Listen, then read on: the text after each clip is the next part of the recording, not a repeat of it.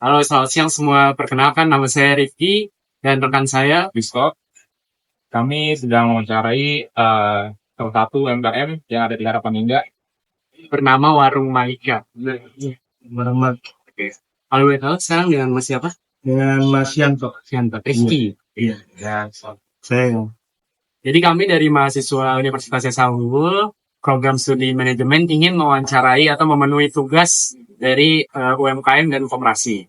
Mas Yanto nih, Iya. kira-kira nih sejak kapan ya warung ini tuh udah mulai usaha berjalan gitu? Kalau untuk berjalannya usaha ini udah dari 2 tahun ke belakang dari sekarang. Oh iya. Jadi mulai itu dari 2023. Mau udah pertengahan mau ke 2024. Nah, Berarti udah lumayan lama. iya, udah 2 tahunan lebih lah sekarang ini. Selama 2 tahun bisnis ini udah berdiri, Mas, ada nggak sih perjalanan unik gitu selama bisnis ini berjalan? Oh, ada. Yang pertama itu kan saudara saya juga kan ngediriin PT di sini.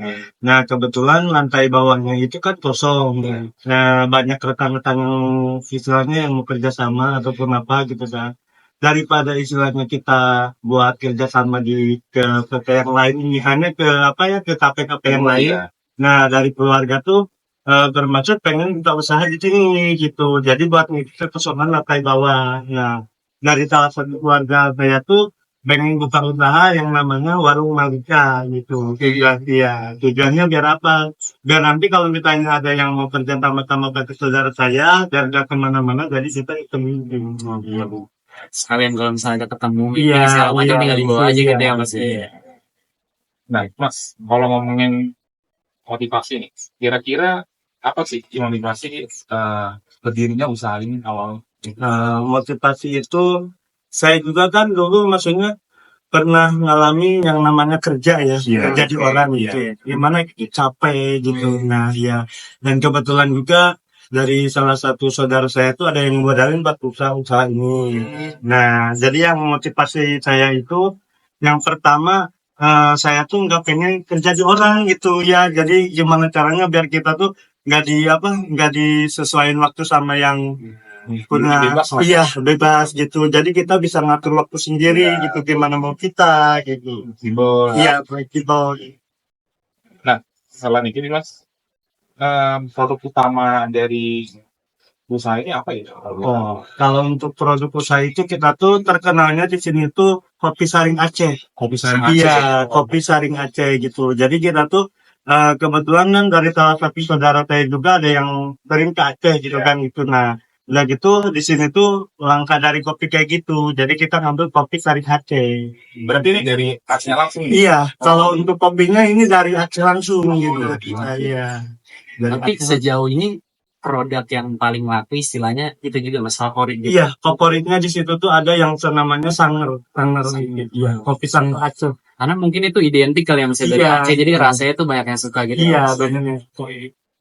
Gitu. Iya.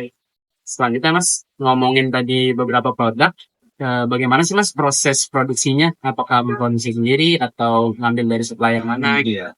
Kalau misalnya dari untuk kopi sendiri, kita ngambil supplier dari Aceh. dari Aceh Aceh. iya. Itu untuk kopi yang alami benar-benar kopinya gitu. Jadi untuk pembuatannya nanti kita di sini dibuat sendiri gitu. Iya. Pakai resep kita sendiri. Kurang otentik ya. Iya. Kebetulan tadi yang ngambil di Aceh itu ada saudara yang Iya, bisa saudara dibawa saya ke sini. sendiri.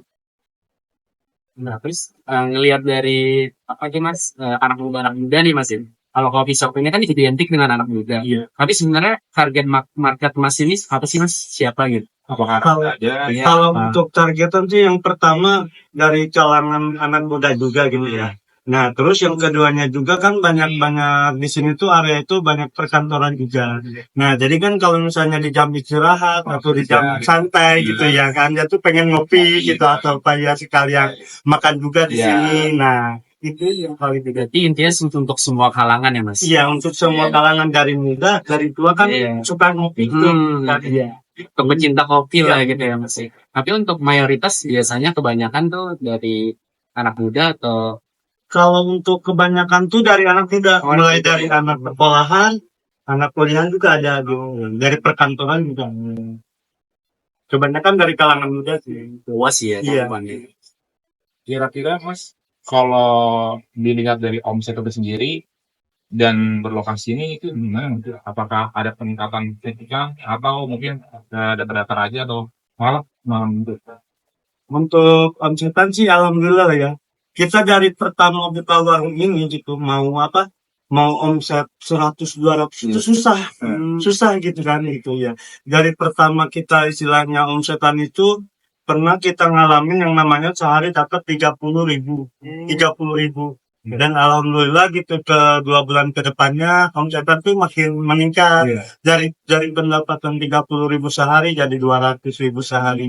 Nah, sampai sekarang tuh alhamdulillah udah mencapai omset lah. Berarti ya istilahnya naik turun-turun. Iya. Kalau menurut Mas tuh apa sih Mas yang nyebabin omsetnya naik gitu? Oh, yang pertama gini, dari customer juga ya. Gimana caranya kita tuh mempertahankan rasa. Iya. Rasa yang diutamain itu rasa dari yang kita buat di sini, racikan kita sendiri. Terus yang keduanya keramahan kita gitu terhadap customer itu, gimana caranya biar Pelayanannya, tuh Mas, ya. tetap berlangganan. Iya. Nah, gitu. Nah, Mas, kalau ngomongin tantangan nih, kira-kira tantangan apa ya selama ini yang mungkin yang dirasa kayak bikin dari customer-nya tadi mungkin itu Mas atau ada yang lain? Kalau untuk tantangan sih kan kemungkinan gitu di sini tuh kebanyakan kafe-kafe juga banyak. Iya, banyak. Tantangan kita Bersaing sebenarnya gitu ya. ya bersaing gitu. Tapi untuk tantangan kita sekarang tuh gimana caranya gitu nggak merubah rasa dari rasa yang kita buat itu, dari kopi yang benar-benar kita racik sendiri tuh gitu. Supaya nanti customer yang datang ke sini tuh rasa tuh tetap terjaga. Iya. Dan juga beda dari istilahnya rasa-rasa yang lain. Iya. Berarti ya tetap fokus untuk melekat ke quality. Iya. Ya, lain nggak lari gitu. Iya gitu. Lanjut Mas, ada lagi. Jadi selama ngejalanin usaha ini Mas, apa sih Mas yang membuat semangat gitu tetap kekeh terus ngebangun walaupun omset naik turun? Iya, benar. Ya, yang pertama itu ya buat masa depan kita juga lah gitu ya. Buat masa depan juga gitu kan.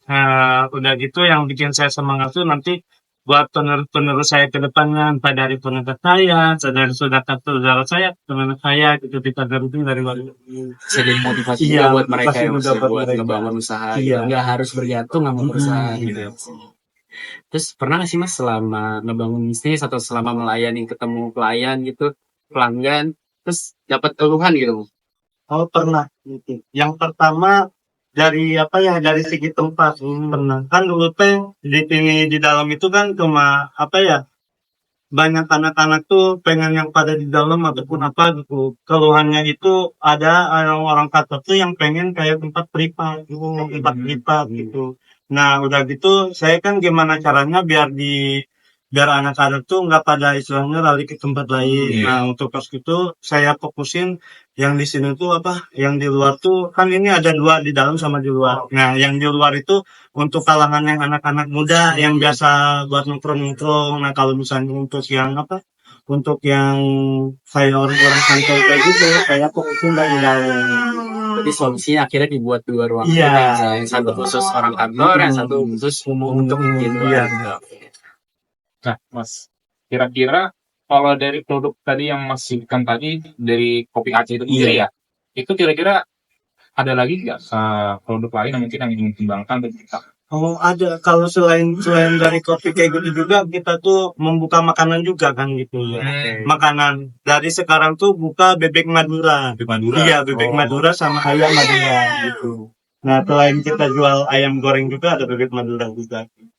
Makanan cemilan-cemilan juga ada. Jadi lengkap lah ya. Iya, jadi kan kebanyakan orang-orang kantor tuh kalau misalnya istirahat gitu kan nggak hanya sekedar ngopi, kan dia juga kadang suka lapar gitu ya. Makan siang apalagi kalau Pengen istirahat. makan siang gitu ya. Jadi kita tuh sekalian ngebuat makanan berat juga gitu.